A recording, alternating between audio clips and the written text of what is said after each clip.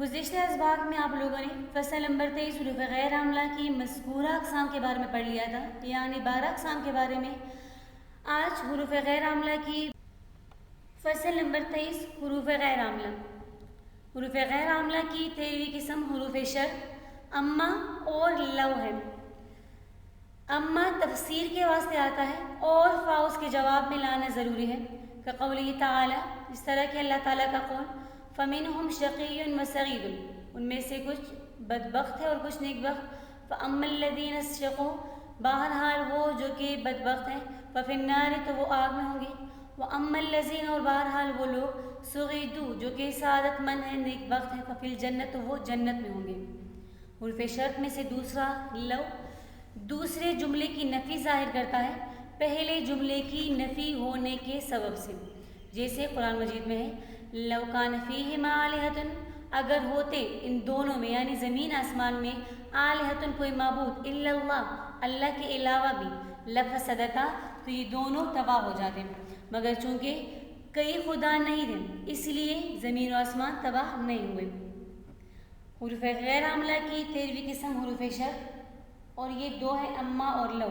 ان میں سے پہلا اما، حرف اما اس چیز کی تفصیل کے لیے آتا ہے جس کو پہلے متکلم نے مجمل بیان کیا ہو اور بعد میں اما کے ذریعے اس کی وضاحت کر دی، یعنی پہلی والی بات میں اجمال ہو، پوشیدگی ہو اور اما کے ذریعے اس پوشیدگی، اس اجمال کو دور کر دیا جائے، جس طرح کے مثال میں فَمِنْهُمْ شَقِيٌّ وَسَعِيدٌ، اب شقی اور سعید دونوں میں اجمال تھا، آگے اما کے ذریعے اس اجمال کو دور کر دیا کہ جو شقی ہوں گے وہ آگ میں اور جو سعید ہوں گے وہ جنت میں ہوں گے، اور اس اما کے بعد فا کا لانا ضروری ہے، یعنی اس کے جواب میں لانا ضروری، تو اما کا جواب فی النار، تو فی النار پر فا کو داخل کرنا لازمی ہے۔ حروف شرط میں سے دوسرا حرف لو ہے۔ حرف لو پہلے جملے کے منفی ہونے کی وجہ سے دوسرے جملے کی نفی ظاہر کرتا ہے، جیسے اللہ کا ارشاد لو کان فیہما آلہۃ الا اللہ لفسدتا، اگر ہوتے زمین اور آسمان میں اللہ کے علاوہ کوئی اور معبود تو دونوں تباہ ہو جاتے۔ تو اس آیت میں لو نے اس بات پر دلالت کی کہ زمین اور آسمان میں فساد نہیں، کیونکہ کئی معبود نہیں، کیونکہ اگر کئی معبود ہوتے تو زمین و آسمان میں فساد ہوتا، چونکہ کئی معبود ہیں نہیں لہٰذا فساد بھی نہیں ہوا۔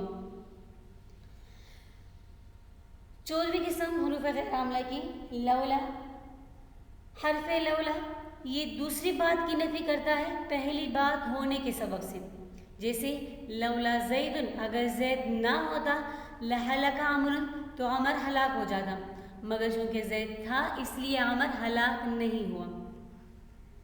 حرف لولا پہلی بات کے ہونے کی وجہ سے دوسری بات کی نفی کرتا ہے، جیسے لولا زید لہلک عمر، کہ اگر زید نہ ہوتا تو عمر ہلاک ہو جاتا۔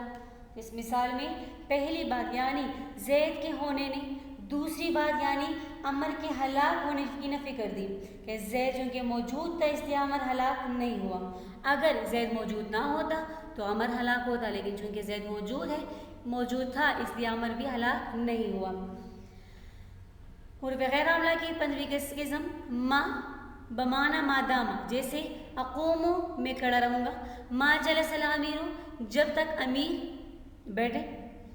تو حروف غیر عاملہ کی 15ویں قسم ما، جو کہ مادامہ کے معنی میں ہو، اور مادامہ یہ افعال ناقصہ میں سے ہے۔ مادامہ کسی فعل کو کسی وقت کے ساتھ خاص کرنے کے لیے استعمال کیا جاتا ہے۔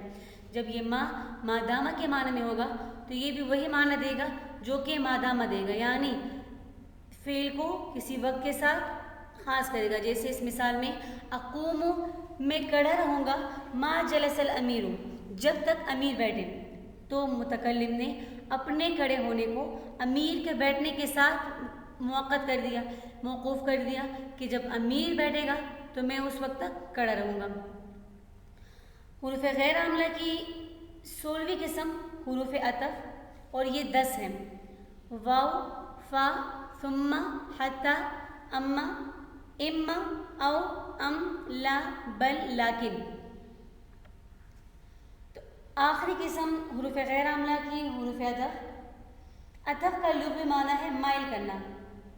یہ حروف بھی معطوف کو اعراب اور حکم میں معطوف علیہ کی طرف مائل کرتے ہیں، یعنی جو اعراب اور حکم معطوف علیہ کا ہوگا وہی اعراب اور حکم معطوف کا بھی ہوگا۔ مثال کے طور پر واو کی مثال ہی لے لیں گے، جانی زید و عمر، آئے میرے پاس زید اور عمر۔ تو اس مثال میں جو حکم اور اعراب واو سے پہلے لفظ یعنی زید کا تھا، زید کا ہے، وہی اعراب و حکم معطوف یعنی عمر کا بھی ہوگا۔